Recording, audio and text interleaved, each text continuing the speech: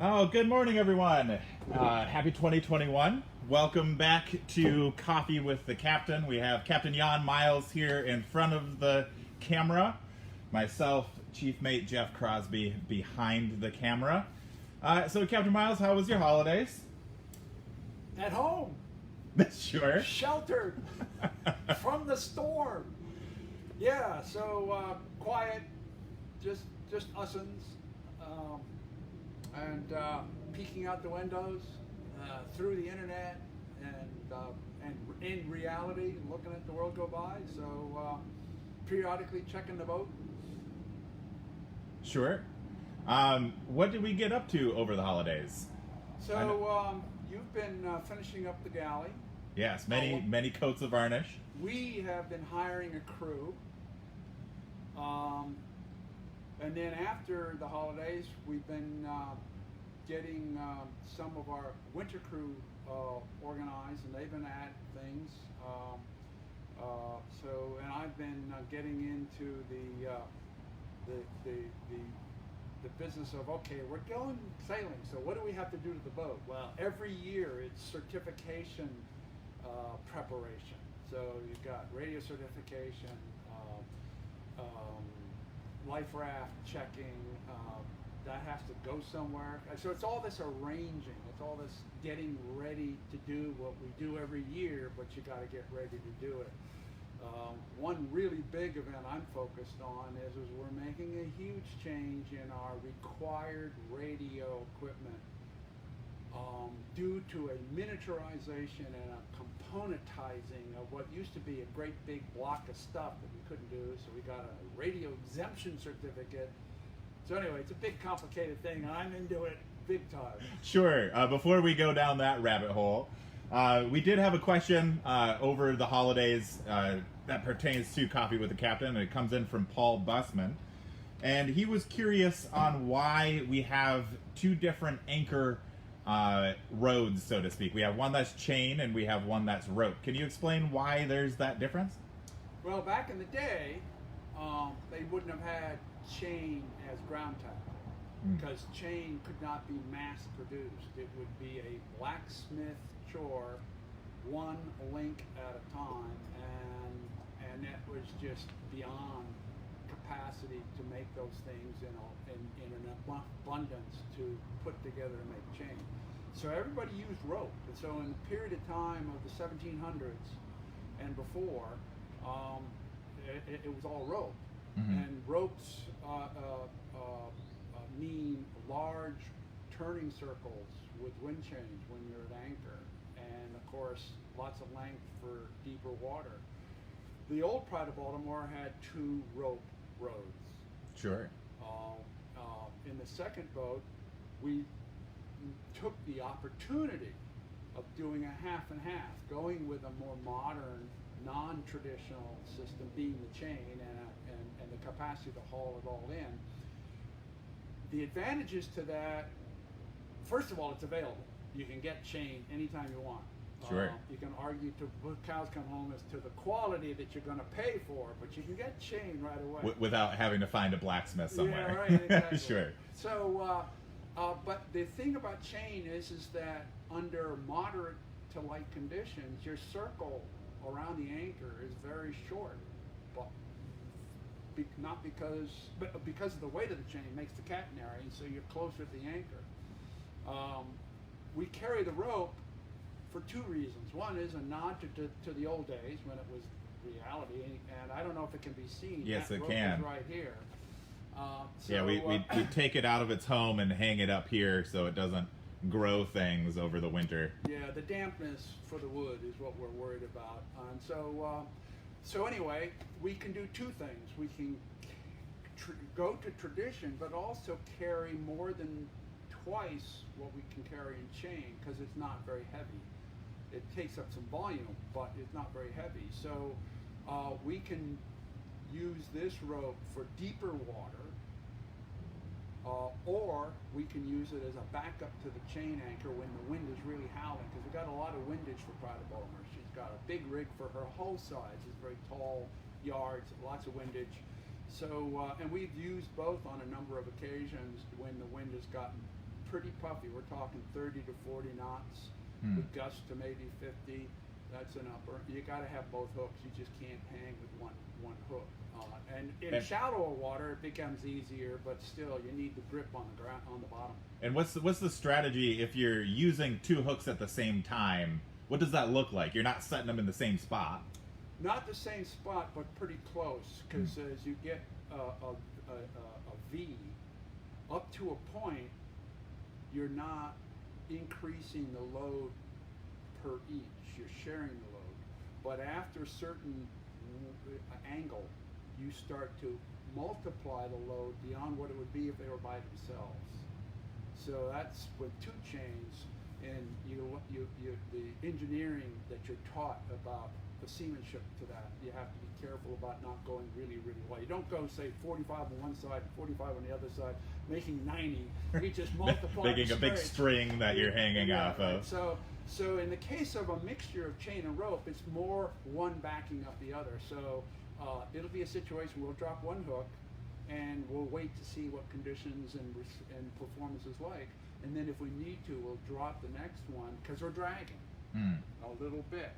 So we'll drop the second hook. Boom! If we're suspicious that it's pretty nearby where so that means the rope one is a little bit nearer the ship than the chain one. So if you prepare for it, you can kick on the engines, push ahead, get ahead of the chain anchor that you let before, drop it, set back on the chain, and then set back further on the chain and take up on the rope because the catenary is not going to be there, the weight's not going to be there, the rope's going to be straight. So more or less in line or 20 degrees separate. And then if you do a full circle, you got yourself a homemade nightmare. Sure. There's been a couple of times that I've been aboard that we've actually used the small boat to set the second anchor.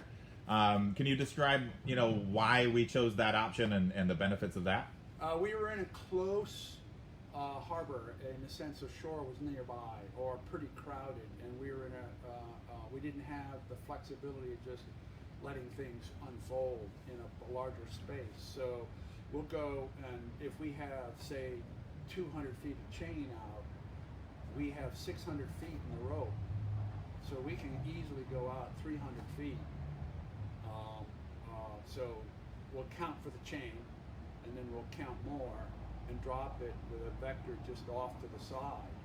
And then the rope acts as for the shock of waves a little bit, but more in the wind, the cuffing wind. If you've got a sheltered harbor, you don't have the big waves, but you have puffy winds. You can balance the strains between the two, so the rope acts as a bit of a dampening effect. It doesn't yank on the chain quite so hard. We did that in Bermuda in 2017 when we had a pretty decent southwesterly come through ahead of departure. So there's a whole bunch of boats, both yachts and tall ships participating in the race, international races, and because of our windage.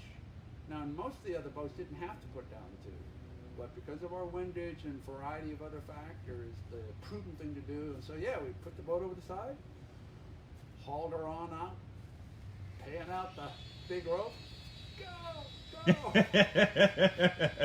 And we got to, it was a bit different type of anchor watch as well, because the rope anchor rode floats. So until that anchor gets strain on it and the rope actually goes below the surface of the water, we needed to have somebody on deck to alert passersby that they may be running into our floating anchor road, which is which we marked off, I think. Yes. Yeah, we threw a couple of fenders as buoys to give a heads up to people. So as you mentioned before, first off, good morning for those of you just joining us. Welcome back to Coffee with Captain in 2021. And Captain Miles, you've been working on equipment upgrades. So explain what this equipment is, first of all. What system is this part of? So I'm working on what relates to our Federal Communication Commission license, the FCC. And due to the fact that all commercial vessels have to meet FCC regulations because they're in the commercial business. Now, if it's freighting vessels, it's a little bit different than maybe inshore passenger vessels. Well, because we travel across oceans going into other countries, we fall into a bracket whereby there's a significant redundancy factor with emergency communication.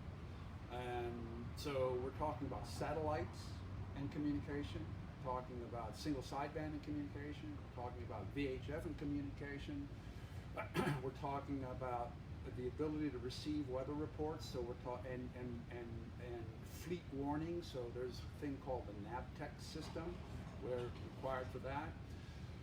Also, we have a lapse in, rather an upgrade in regulations regarding ship position indication called AIS. And while AIS is not part of the FCC thing, AIS happens to be timed to upgrade. Our original system, commercial, has been lapsed, had been surpassed. So all of this is coming at once, in part because of the way the equipment's being designed. So in the early days of this international thing, we've got an exemption certificate to keep our equipment requirements down because it was huge, it was big, it was heavy, took a lot of power. And our service for passengers is inshore, it's in harbor when we go above 6. But we now are in a situation where we can work with the international requirements because of modulation. To give you an idea of the AIS, this was the first commercial AIS unit. This is position indicating. So it's just, everything is in one package, and it has a huge amount of connections in the back. Yeah. You've got a VHF antenna, you've got a GPS antenna, you've got communication to a variety of things in the ship. So this weighs about, I don't know, 20 pounds. Now we have this. That's tiny in comparison. And it's made of plastic, but this is commercial. And it's backed up by the other part by this, with no entrance except at one end. So what these two now equal that. So these two can be put in different locations. So you have a small device to put in a convenient place to put your fingers on to manipulate it. And then you have this you can hide anywhere. Whereas before it was just that one big, it was small in footprint, but it was heavy and it was difficult to locate. So we have a lot of other things. So for instance, the SSB, the single sideband, is also 2 pieces. It's not this small, but it's so much different than the original SSB. Same thing with satellite communication. So it used to be all together kind of stuff. Now it's modular. So, okay, modular. Okay, so where do we put the stuff that we don't need to have at our fingertips? Sure. So it's turning into, we have to take a certain amount of physical platform shelf supports out and begin again in background and behind. We'll also change wires. Sometimes the wires get superseded. So when we have wires going through watertight bulkheads, we have to pull the old ones out. We have to put the new ones back in again and make them watertight. And then there's antennas. So receiving antennas can be close together, but transmitting antennas have to have a distance of something like this from each other. So with duplicate satellite communication, one as backup, as well as if you need to, you can use both. You got to find a place on a sailboat, a traditional sailboat. Right, that doesn't ruin all of the aesthetics. So it's been one of those things that we've been dealing with ever since both boats were built. Was the question of where do we put antennas? Sure. Particularly the second boat, and so we've done. You just put it on top of the mast, right? Yeah, right on top. So anyway, it's the kind of head scratching we do when we go through major systems changes. And this is a big one, a long planned one. So in terms of the company's ability to finance this has been 5 years building with coordination with the licensed technician that we're working with here locally, United Radio, has been with us. They do a lot of commercial checking of all the ships, the gray ships in the harbor, as well as internationally, to keep the systems that are the emergency communication systems. By the way, it's called the Global Marine Distress Safety System. For short, that's GMDSS. Yeah, sure. That's all this stuff in very small acronym. So that's where I've been putting my focus, communicating with the technician about, okay, because he's familiar with the boat, and he's helpful about what we can and can do with regards to coming out of the normal ship as a box with another box on top of it, because you have decks, and then you have deck houses, and then you have this, and then you have that. So it's pretty straightforward, like a building. Put it here, put it there, make sure when you go through it's watertight. But when you're dealing in a sailboat, a wooden sailboat that's close to a low freeboard, it's a somewhat more thoughtful process. Yeah, and working with United Radio and Ralph, his thoughtfulness to how Pride operates and what you can do with equipment and what you can't do with equipment is really invaluable. It's been really great working with him. Yeah. So we're starting to bring crew on board. We have some winter crew. What's different about this winter and crew versus other winters and crew? We don't invite them aboard. Right. We say, if you'll show up, we'll pay you by the hour, but otherwise go away. And that's the normal routine. Yeah. So the big challenge, and always was a challenge before the pandemic, is we're hiring for roughly 6 to 8 weeks, and usually after the turn of the year. And it's a 40-hour work week, no overtime, so it's an hourly pay. Find yourself a place ashore. We open up the boat down below, ventilate like crazy, and do maintenance in the living areas, because they get wear and tear, and we want to keep them presentable as the way the ship has been from the beginning. So this time around with the pandemic, we've been able to organize the midships so that the ship can be lived in. So the winter crew are living aboard, paying for their own food, doing their own cooking, still only working 40 hours or straight 40 hours. But it meant that they didn't have to go and expose themselves to the risks of the pandemic when they go to a local B&B or a motel or something like that. So to work with the business of extra diligence or increased diligence to the business of risk for the pandemic, it's in our interest, and it's a conscientious step taken to help the crew feel confident about their own safety. So they're living aboard. The place is quite warm down below. Yeah. And the whole boat is not live aboard at this moment. It's kind of just restricted to the midship section. Makes it a little bit easier to heat. Right. And we have shore facilities here, so we're not opening up the entire ship system. So they have a shore head, they have a shore shower. So it's just the galley and the heating and power to have light. And because you finished up the galley, which looks great. Thank you. That's much blood, sweat, and tears, mostly just sanding. So one of the projects that's been happening with the bringing on of winter crew is some deck caulking. And we actually brought in a Pride alum, Carolyn Corbin. I'm going to hand over the mic to Carolyn. She's going to get herself situated next to you, Captain Miles. Okay, great. So, Captain Miles, how often does deck caulking happen? Well, it's pretty much some element of it is happening every year, maybe Sure. more than once a year, which was not the case in the first, say, 3 or 4 years of operating the boat.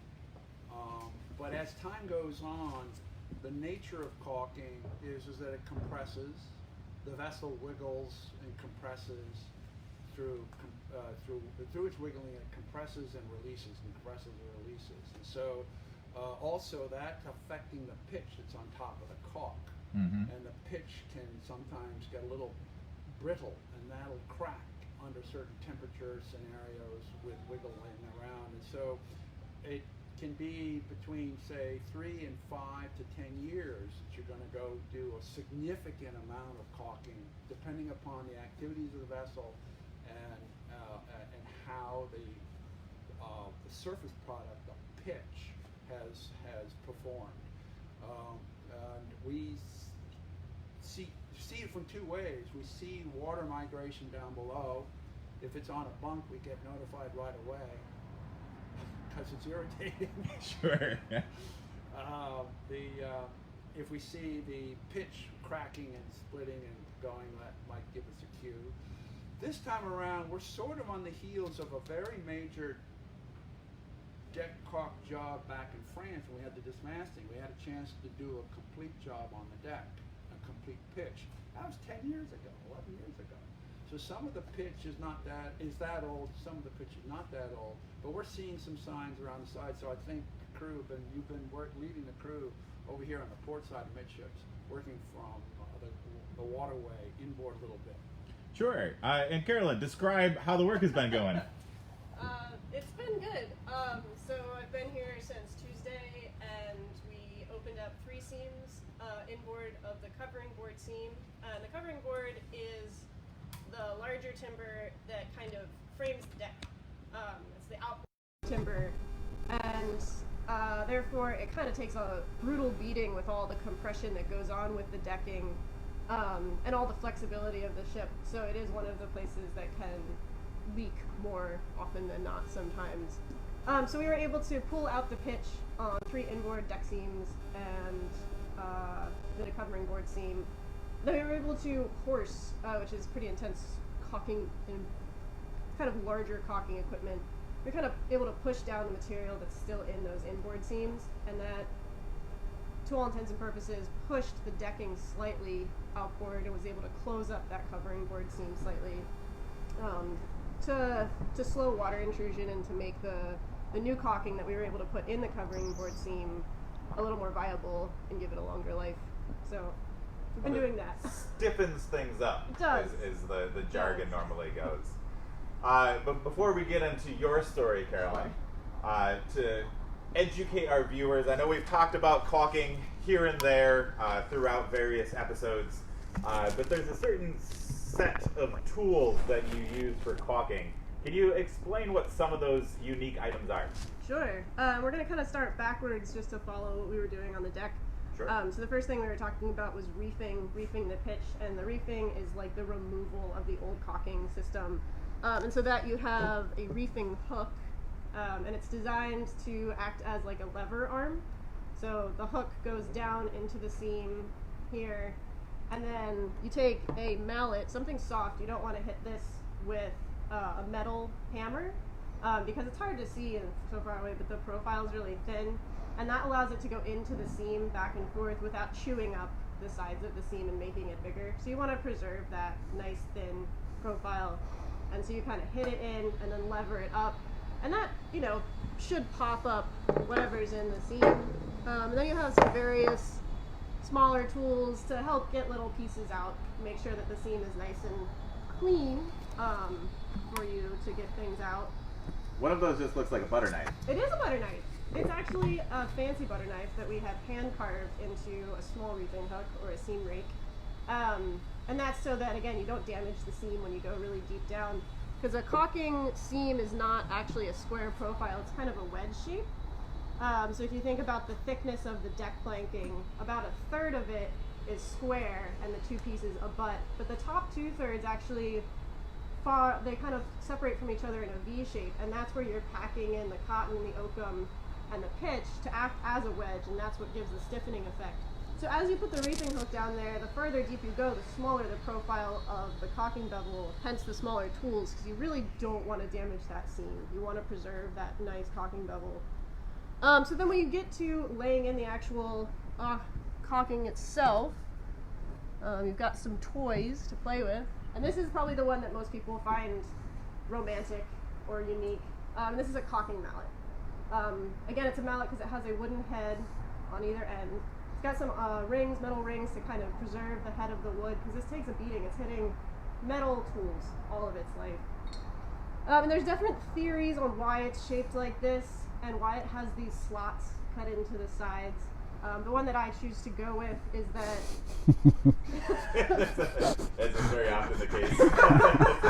Yeah. whatever opinion you make sense for yourself, having worked with it, is the symmetry of the design gives it a nice backswing. So your arm is just really allowing the mallet to rock back and forth while you're working with it. And the balance just does most of the work for you. The weight of the mallet is doing most of the work for you. And so your hand is really just acting essentially as the fulcrum. The slots, some people say they're for shock absorption, because you're hitting a metal thing into a hard space, kind of like a rock in a hard place situation. And all that vibration travels up the head of the mallet and down to your arm. And I do kind of agree with the idea that they also help hearing the sound of the caulking. So what you're really looking for, or you're really hearing for, listening for, is kind of like a specific thud or tink sound. That means that you really compress that caulking nice and tight in the seam so that it is going to act like that wedge. And so you do have to wear hearing protection, but it's loud enough that you'll hear it through your hearing protection. And I do think the slots act as a resonance chamber to do that. But everybody has an opinion on that. Some people hate caulking rods. Some people don't use them. It's fine. And then the caulking irons are the key components here. And there's several different options for caulking irons. And it has to do with the process involved with putting in cotton and oakum. So the first one you're going to have is a threading iron. And a way to think about it is just like a really blunt chisel in some ways. So you can see it's got a fan-shaped profile, but like a really thin edge. And what that allows for is to put in the cotton into the seam and really just kind of squish it in there nice and gently. But you don't want it to be wide, because then the cotton or oakum is going to stick on the edge of the iron and pull back out of the seam. So you really want it nice and sharp to get in there without cutting anything. Then you've got your threading and making irons, and that's the process of really hitting and compressing that cotton or oakum into the seam to make it stay. And here's one that's, again, not fan-shaped, but has a wide edge to really give some pressure and some surface area to tamp down that cotton or oakum. And then another option for a making iron is one with a groove in it. And these are nice because they really help that cotton or oakum, mostly oakum, like roll into kind of a spiral almost, in effect, as you put it in the seam, and it grabs it from the side and compresses it slightly more. So those are nice to have.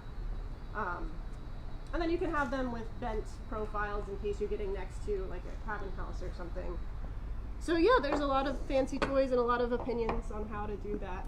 A lot of fancy toys, and oftentimes a lot of toys that you kind of fabricate yourself. Absolutely. Or you find in a garage somewhere. Absolutely. Or you get handed down from your boss. One of my bosses gave me that caulking mallet because it's too small for most people, and it's the right size for me.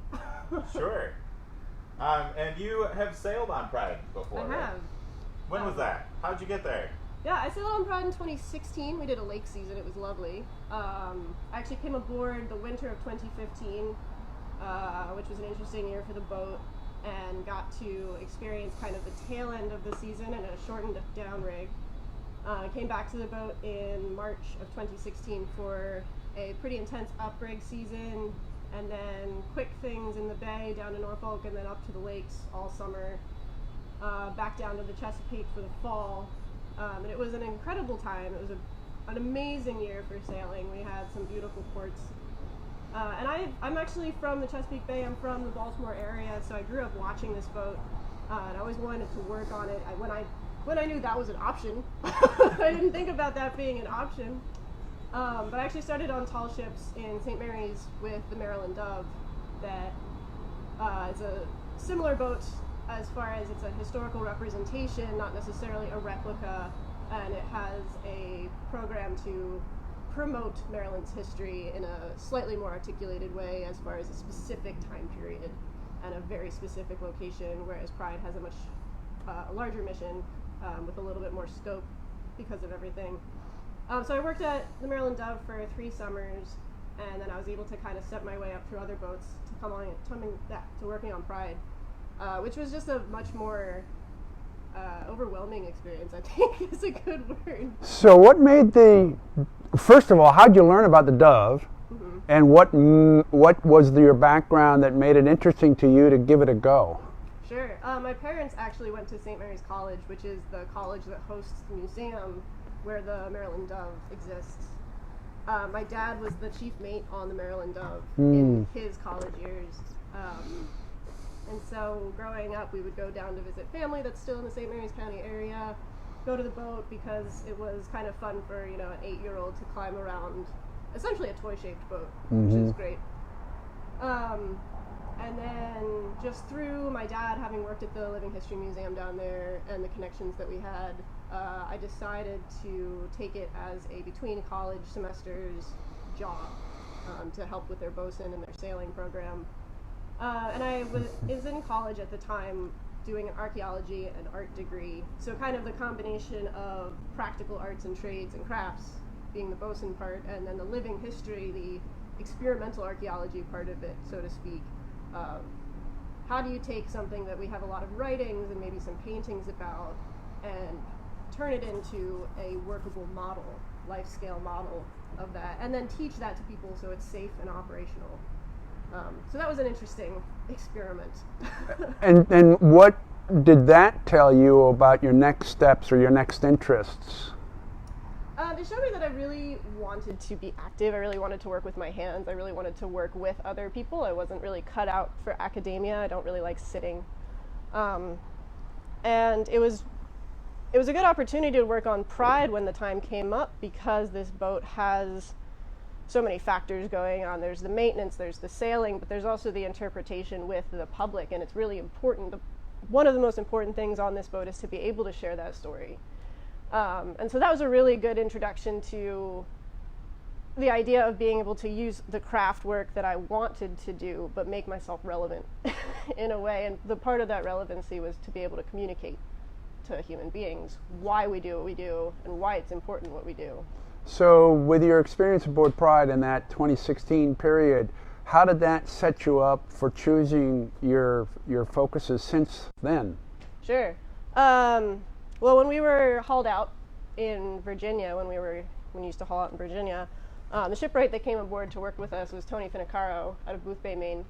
And I actually asked him while we were working on Pride if he would take me on as an apprentice. And so the following spring in 2017, I actually went with him up to Gloucester and did some repair on the schooner Roseway. And that kind of got me started on that ball.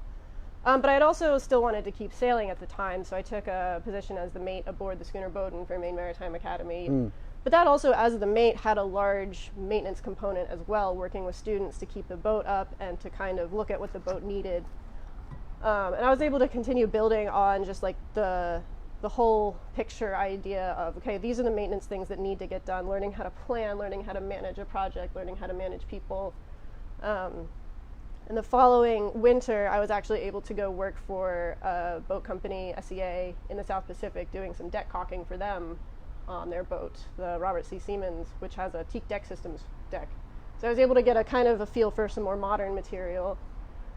You mean synthetic seam compound as against poured tar pitch? Yeah, absolutely. Okay. So they have instead of having the deck system that Pride has, which is deck beams covered by large timbers, which is caulked and paid with pitch, all these natural compounds. They're a steel boat with a steel deck, and over top of the steel deck they have a plywood overlay onto which is glued and screwed strips of teak. And to mimic the look of a traditional deck, it's paid with a rubber compound. And they were having some issues with water intrusion, so we... Yeah, the rubber compound will, over time, break down at the edges. A life cycle of that, in my experience, is usually quite a bit longer than 5 years, but not generally much longer than 10 years. Especially in the South Pacific sun. Yeah. So because the polysulfide or whatever the material is, it breaks down with the friction, with the constant washing of folks and people walking around on it, and then of course, as you say, the heat and the sun. So but then when you put it together, you're dealing with chemicals. Chemicals, There's horrifying. some nasty, awful chemicals. Yeah, tar. Well, and it's funny because teak is this wonderful material that everybody likes to use nowadays because it's oily. It's this beautiful wood that everyone loves, but it's also the worst wood to try and put anything onto it. It doesn't adhere. It doesn't adhere to anything. So to get that teak decking system's specific compound to adhere to it, you have to use this awful chemical stripper. Yeah. To make sure that it's all de-oiled, and then put a primer on, and then wait for that to dry, and then sand it, and then pour the layer in. Yeah.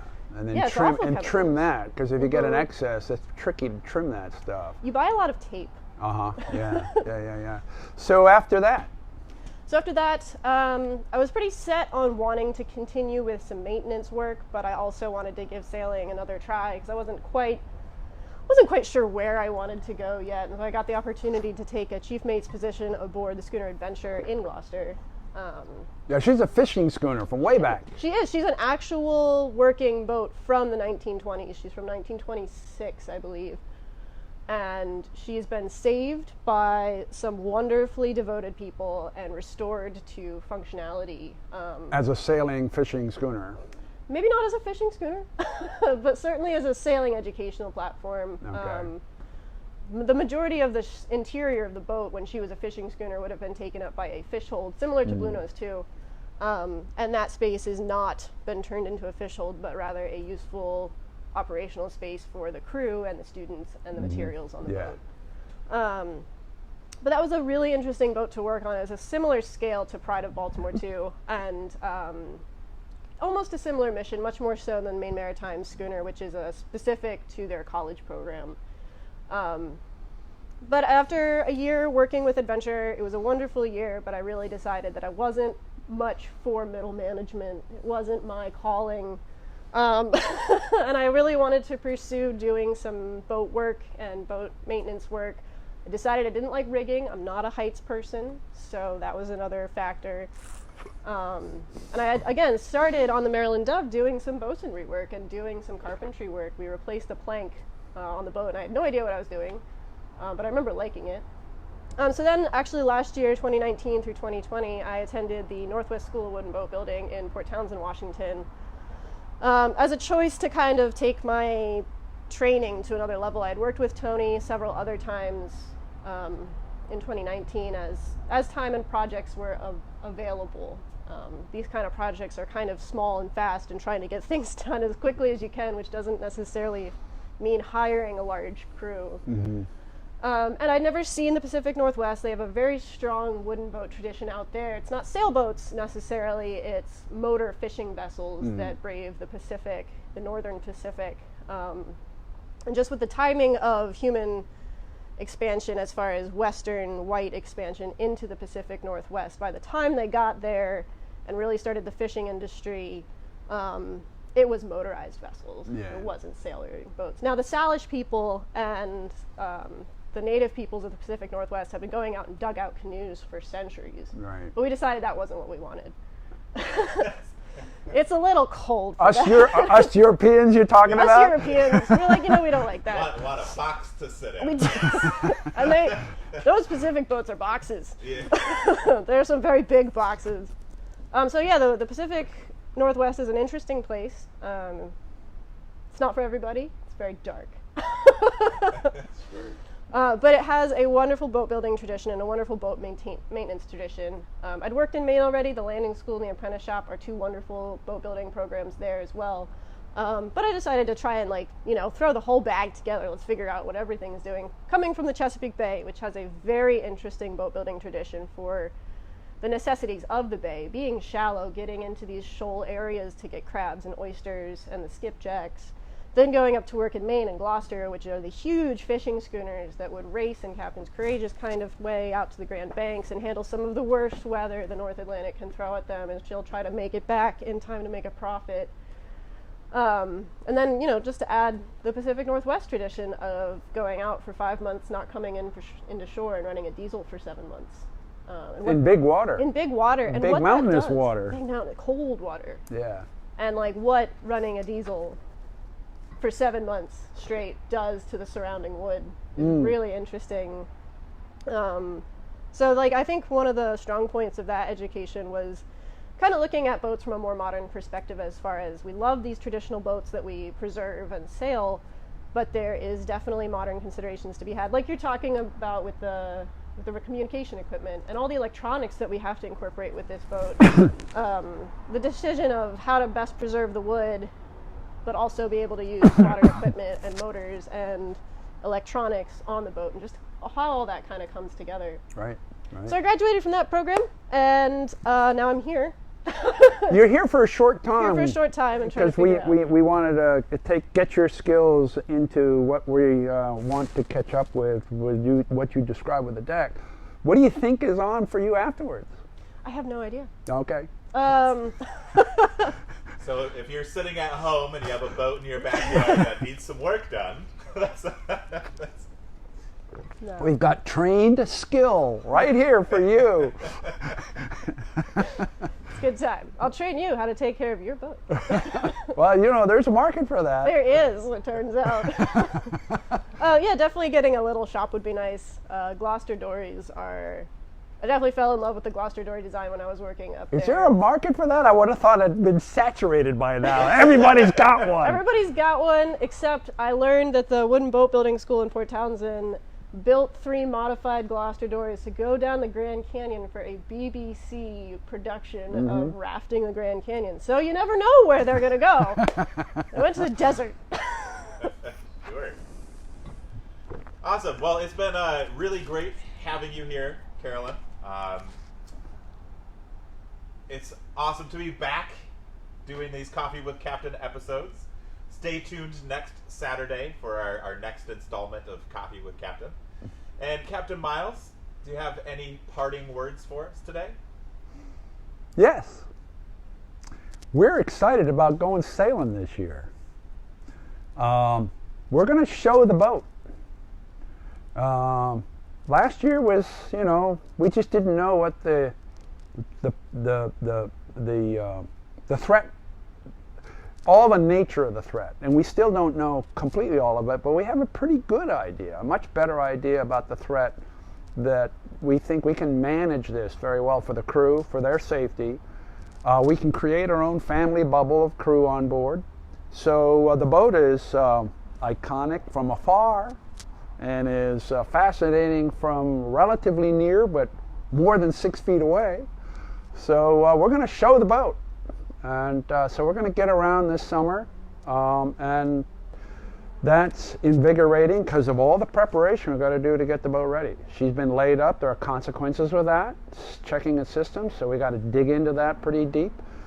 We have upgrades we're going to be doing, and but that diligence factor, everybody, there is no relief from needing to stay diligent.